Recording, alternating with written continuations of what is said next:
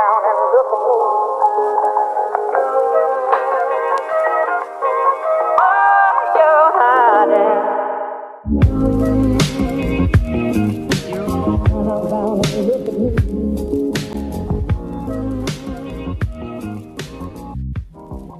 Hey guys, welcome back. Episode 9. Wing It Podcast, GooseDigital.com. Who do we have? Chris O'Neill. Kevin Butler. Dan Simmons. Dan Simmons. Guest. Who's that guy? Special guest. Thanks for having me, guys. Our first guest on the Wing It Podcast. Yeah, it really is our first outsider. Welcome, Dan. We said we wanted to do more guests, so this will be more of a regular Thing. yeah. Yeah, we'll be able to... Well, we'll see how it works out. Yeah, Dan, this could go really bad. Okay? So no pressure on the guest. No pressure on the guest. No, thanks for joining us. This is great. We're really excited to talk about sales and marketing alignment, Chris. Okay, we've been talking a lot about that. Sales and marketing. Well, Right. before we get into that, maybe we should let Dan talk a little bit about high level, his role and what Who that he means is. for this podcast. You're right. Jesus. Who are you, Sure. Dan? Okay, I guess the pluggables. Is that Yeah. what we're doing now? Yeah. So I'm the director of cloud strategy at Beanfield. I've known the guys from Wing It for many, many years, since they were at Order Dynamics. We met as young men in our 20s. I was like your 30th birthday. Those are crazy days. Let's Yeah. not go there on the podcast. 'Cause That's a different That's a podcast. whole other It's one. been a minute. It's been a minute. Yeah. Well, yeah, thanks for having me. You know, I'm a big fan of the podcast, actually. I've listened to all the episodes. Nice. Yeah. One of the things that I've always really loved about Dan is that he's a sales guy at heart, but he's extremely technical. Gets the digital transformation scene. Really gets how all this marketing and marketing automation and digital plays a big role in selling and supporting customers and how those things can work together. So we thought, why don't we talk about the title that we've sort of put together here is when the sales team becomes part of your digital strategy. And how, when that's working really well, how you can have a pretty explosive and probably exciting sales and marketing team. So we thought we'd maybe start off with what's going on today, Dan? What's the environment that you see kind of out there in B2B selling with sales teams and marketing teams? And Yeah, well, I think right now the company that I work at, we're going through a period of transformation, and previously our sales and marketing teams weren't very aligned. Mm-hmm. And I think, being that our business is split between a residential B2C sort of vertical and our B2B, like our commercial services offerings, it was difficult to get the marketing team and the sales team sort of aligned on the same page. Sure. Like the type of content you need to create, your messaging, it's drastically different from residential services to commercial services. So when I've come on board and working with our VP sales and our CFO and our chief strategy officer, we've really focused on trying to align those two groups together. Right. And honestly, we've taken a lot of inspiration from the Goose Digital podcast. Actually, that was something we talk about at the office. Making every member of the team, shine in some way. And if you look at all the episodes that you guys have produced so far, you have a rotating group of team members. Everyone looks like they're super intelligent. They're contributing in some way in a unique way to your team. And that's sort of the approach as we reshape things, how we're trying to align our sales and marketing people together. Well, I think we've seen, and thank you for that, by the way. I mean, Great feedback. Yeah, great feedback. I mean, That's the kind of feedback we're looking for. yeah, yeah. That is one Tell- way to tell get them on that- the podcast. Yeah, everybody out there can. That's how it. No, and I mean that earnestly. No, Like that, no, I yeah. know. Thank you. But we have talked to a number of organizations that are, not unlike what you guys are going through, where sales and marketing kind of aren't 100% aligned, or certainly don't work together to sort of maximize every touch point. So I mean, maybe Chris, from your perspective, what's going on today in that environment? How would you kind of build on Yeah, I like the way you started to talk about the digital transformation. Obviously, that's a buzzword that's out there right now, and what it really means is bringing everything from that sort of siloed or polarized kind of department run, individual sort of goals into something that's far more integrated, where you have the groups actually working together toward one particular goal. And we talk about it all the time, how important it is to start with that high level strategy, to bring to all your tactics, whether they're sales, marketing, operational driven, have to be, they have to reach back to that strategy layer.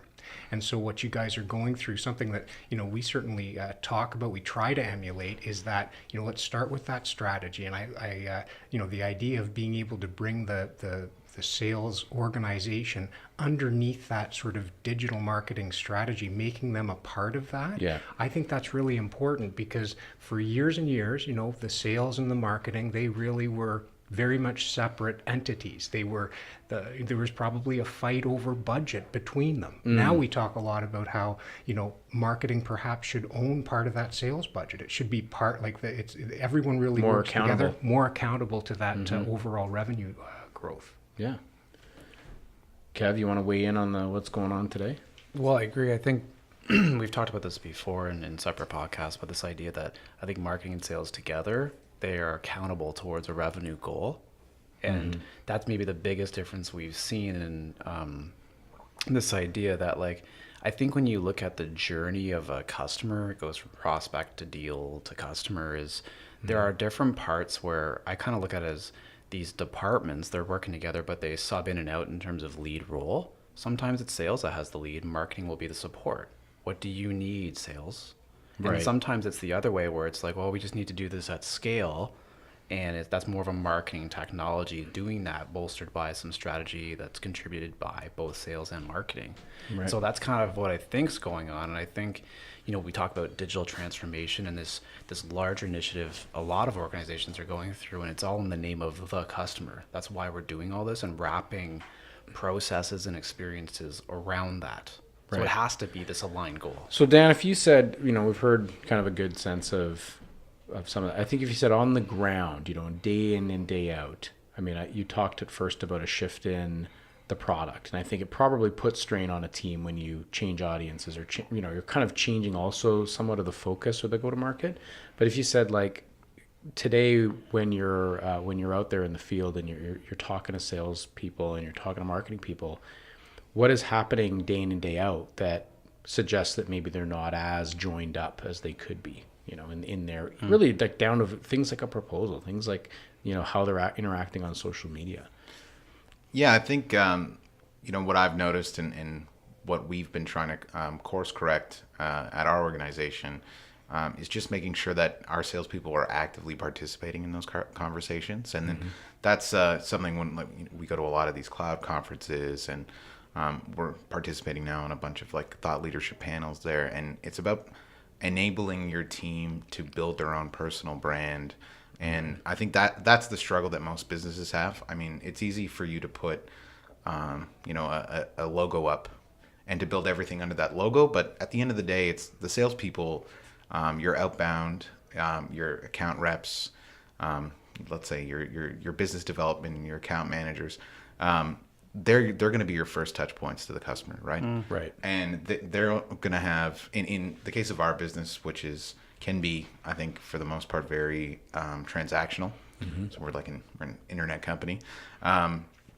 There might be one or two opportunities a year for our reps to engage with our customers. Sure. So the most important thing for us is to make sure that they're participating in that conversation. And when they have that one or two opportunities a year or three opportunities a year to speak to a customer, that customer sees them as a valuable resource that can help them drive initiatives inside their own business, that they can deliver value, and that they can there's someone that they can rely on. And I think the only way to do that is to align the marketing and sales together in unified messaging, but really to build up that the value of that sales rep to build the profile and the presence of that exactly. sales individual. Because you're right, they're sort of taking over this role of they are the brand. It's Dan Simmons of Beanfield, not just the Beanfield guy reaching out. But do you think the term support has maybe changed a little bit, with a more technical sales, and obviously those still very non-technical salespeople that are coming up into these organizations, but they're coming into a more technical sales environment in the sense that they have CRMs, they may have levels of marketing automation, they may or may not. They're certainly probably fairly savvy from a social media perspective anyway out in their personal life. Do you think the term, marketing supporting sales, it is different for that generation of sales team, and how that could maybe not resonate with the sales leaders who could be 20 years older than the average sales rep? Yeah, I think absolutely. Like, that's something that we have. I mean, even our company, which people would probably characterize as a young company, there's a few of us who are in our mid to late 30s, early 40s, but then our outbound reps and our the business development reps, the people that were getting to do calling and lead gen or even interacting online, there's nobody over 30. Right. So they come in with a unique set of skills, and it's kind of amazing. Like, if you give somebody the opportunity, I think you're exactly right that they have skills that we're not going to have. Like, there's this guy on my team, Brando. He was on Chipotle's. He made some like weird meme, or not. It was cool. It was a cool meme. Sorry, Brando, on Instagram of him like singing to like one of their salad bowls, and then they picked it up on their social media, and it got like 30,000 hits, and like Brandon went viral for a day. Nice. Through Chipotle, and it's like these are the people who were sort of, they're almost like these heavy hitters that are sitting there doing nothing. Right. You know what I mean? Until you give them an opportunity to build that brand and engage, you don't know what they're capable of. You know what I mean? And they're plugged in. We don't use Snapchat. Well, maybe, I don't know. Maybe. Yeah. No. But like. Yeah. They're plugged in. They're doing they're doing this in their personal lives, or maybe in really progressive sales organizations start to pick the stuff up.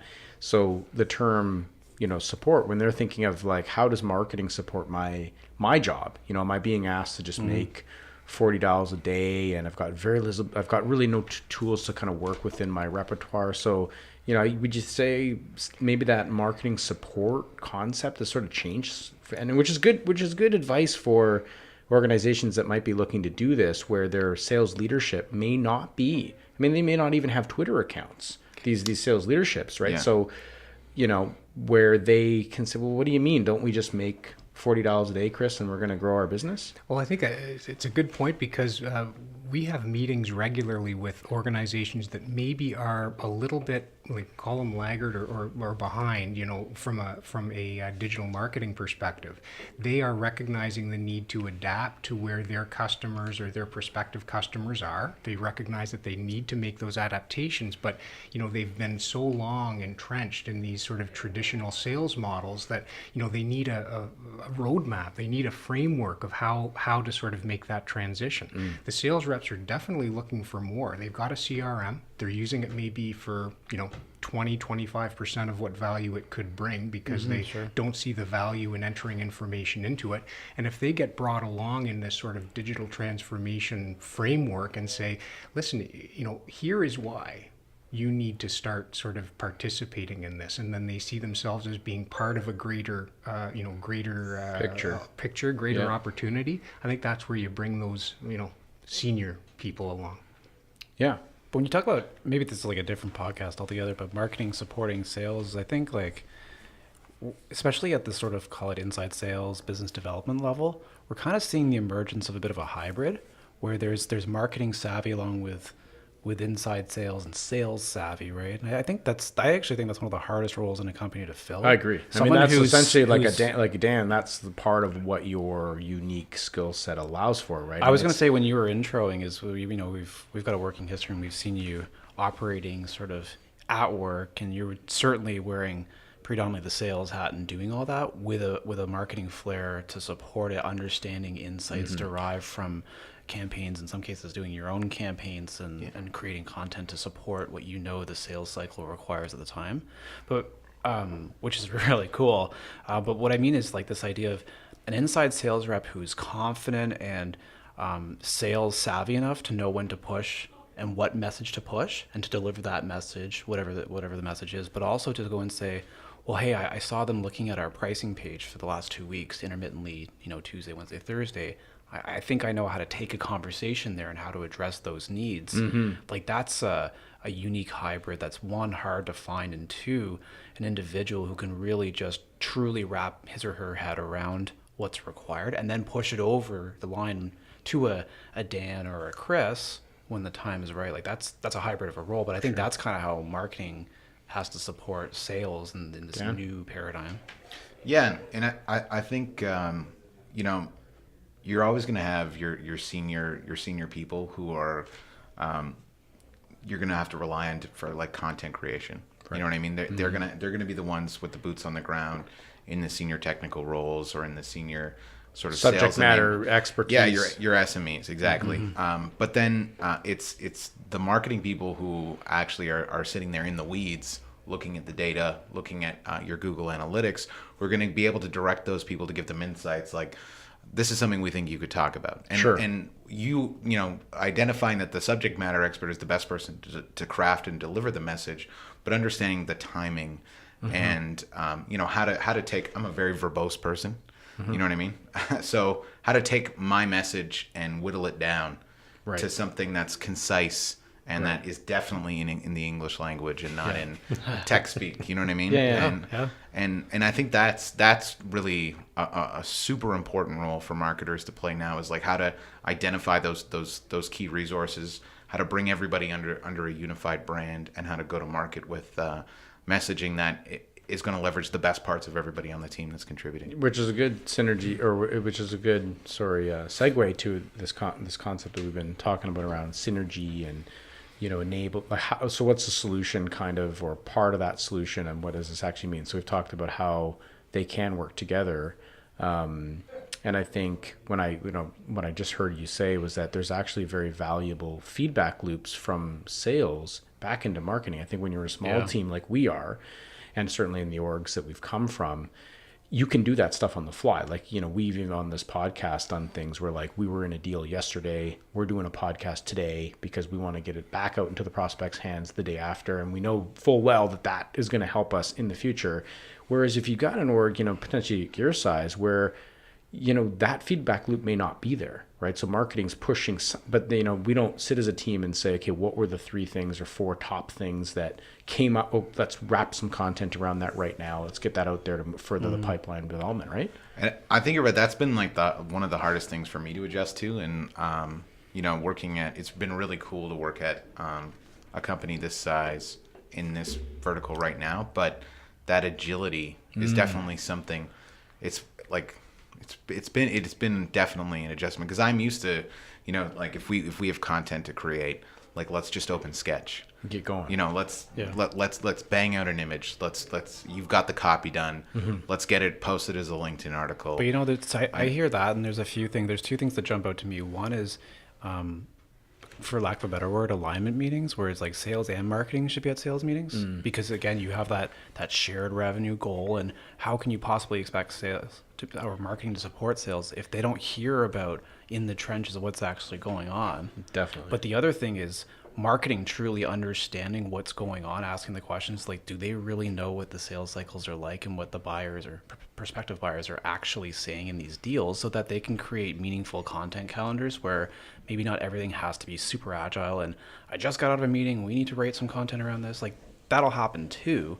So there's a question there around agility and ability to sort of serve an immediate need. But if they're truly aligned and marketing really understands the process, the sales cycles, and what happens, then I think they can create longer plans that do address your needs as a salesperson. Well, I think what's happened too at a macro level is that the marketing leadership has a larger position at the table now than in my early part of my career, marketing was really non-existent, or only with very, very large organizations that catered to the consumer market. So from a B2B perspective, marketing is really relatively new, and it's taking on a much larger role at the boardroom table now. I think it's I don't want to get back to Dan because I know you were nodding your head, you had something in there.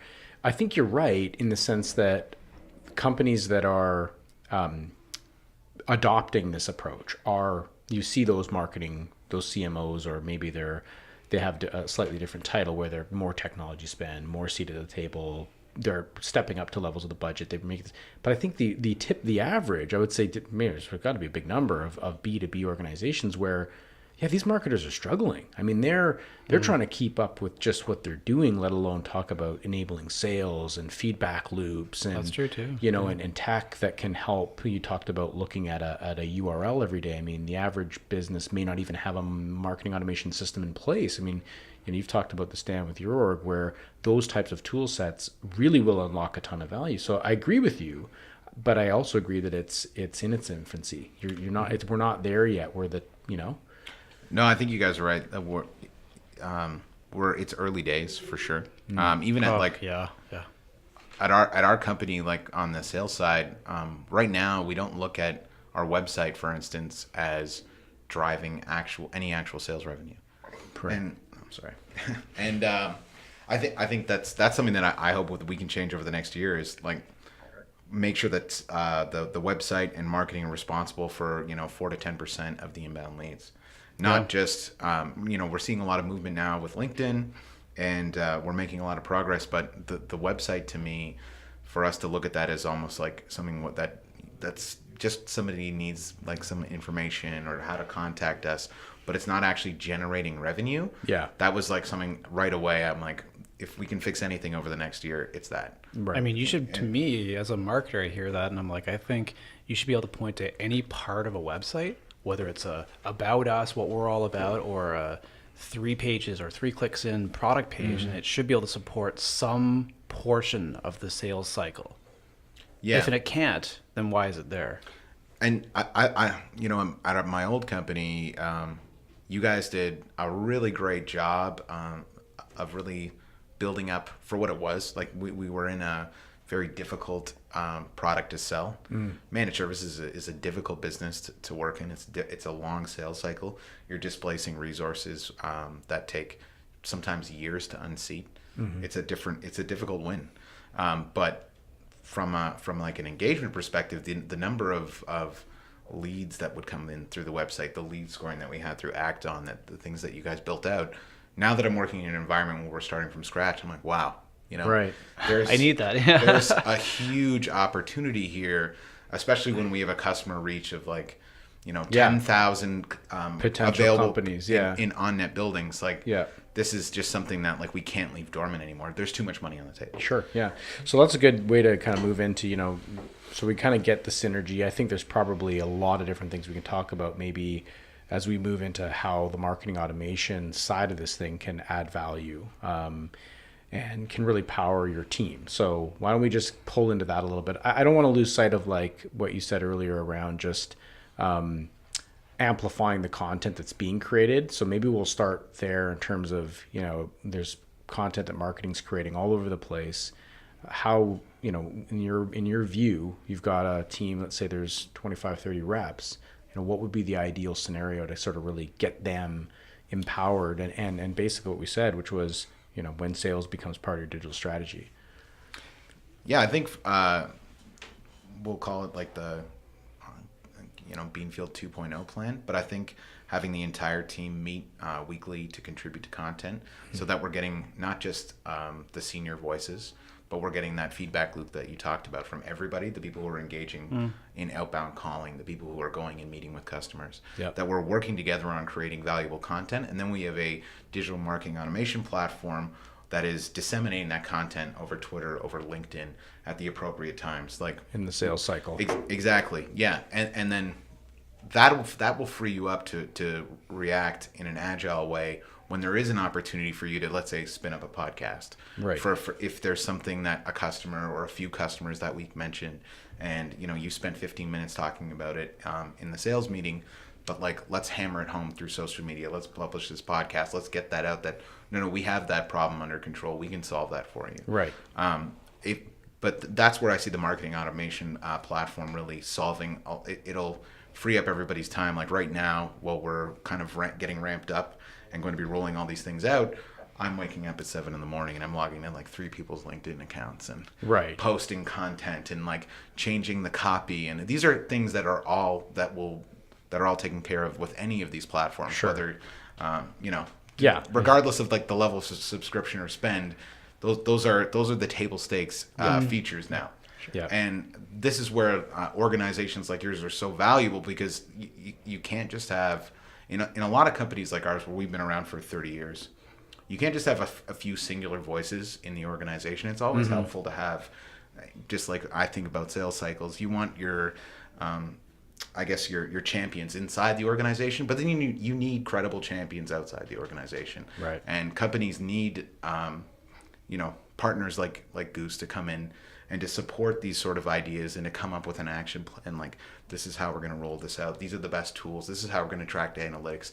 This is what's really, And just support that transition. Just support that. yeah. Yeah. Because when Yeah, I was just gonna say it's kind of like we say a lot, either here or like when we meet like prospects, is you know your business. We're not here to tell you about your business. What we're here to tell you is how the tools work and how to actually go and engage an audience. So there's a combination partner effect where it's you tell us what the message is, and we'll tell you how to use these tools to get the most viable and engaging way to disseminate that. I feel like it's really good, Chris, and I'll turn this part over to you, where to hear from, that I would think we'd probably say current generation, even Dan is saying, like there's people that are younger than him coming up the scene, and we've seen this with large partner organizations that we pitch to, where we're really surprised at the age in which these reps are coming in and developing, and where they actually do. They're asking for this stuff. They want this automation. They want this kind of environment where digital's supporting. Would you say that that's a key message for many businesses about to go through a transformation? Like they could say, well, 30 years we've got a great business, and that's kind of not the point. Like you do have a great business, but unfortunately we're going through that now, where the days of having a listing in Yellow Pages, or when you just really had to have a website, fine, we'll get a website. Now it's kind of like, whoa, like we in order for our reps to be productive, Right. and marketing to be productive, we need this thing to come together.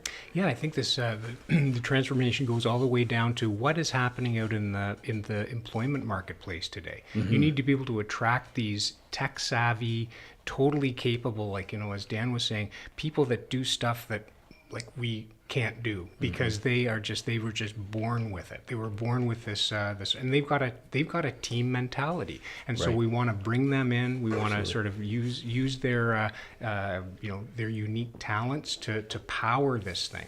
So Dan was talking about how these automation platforms, whatever they are, can sort of take away a lot of the manual stuff that you would have to do otherwise. Well, first of all, you have to know what to do.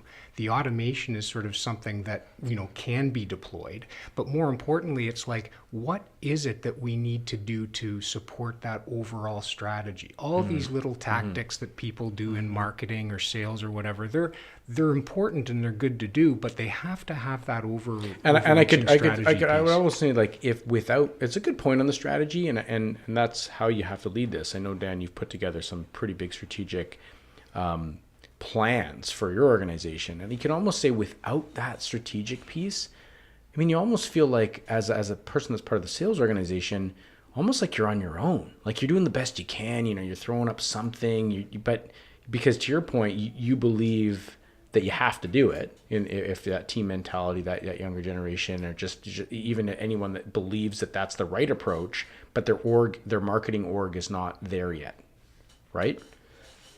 Yeah, I think the biggest challenge is like for everybody to take a step back and really evaluate themselves, like to have self-awareness of where your organization's at, and figuring out, okay, this is what's realistic for what we're going to move forward, and this is where we need outside help, and this is how we can leverage the best parts of our people.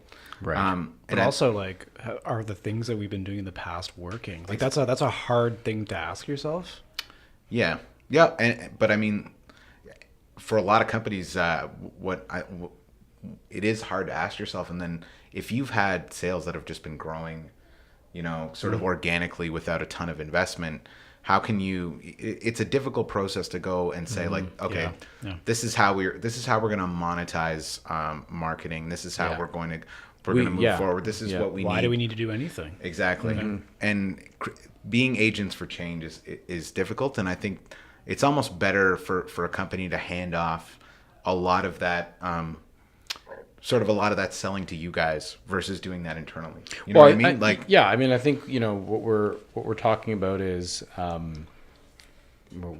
think we'll wrap this episode because this has been phenomenal and we're almost at the 30-minute mark. We keep trying to do these things. It never works. But I think what we're just to close off that thought, what you're really saying is that agents for change, and it's a big deal. I mean, and I think it's almost like you can't do it alone. And I think you play a key role in the organization to, to prove out these things and be that internal change component. And then with the right partner, be the external change component. It's extremely difficult for either one of them to really do it on their own, I would think, right? So with that, I think we'll cut it. Thanks for joining us, Dan. No problem. We're going to have you back on because there's a lot of good stuff here. Yeah, I'd love to come back. I'm pretty excited to hopefully move forward with some of these initiatives in our organization and bring you guys in and maybe help us start a podcast as well. Awesome. So, we got to get Brando on there. Yeah, I got to get Brando. He's got the names. Brando's the face of the organization for right. sure. He's a music producer, one of our good sales guys. He's a good. All right. Yeah, he's like the usher in the office. That's beauty. All right, guys. Wow. Well, Thanks, episode 9 did really good. Thanks. No Peace. problem. Done.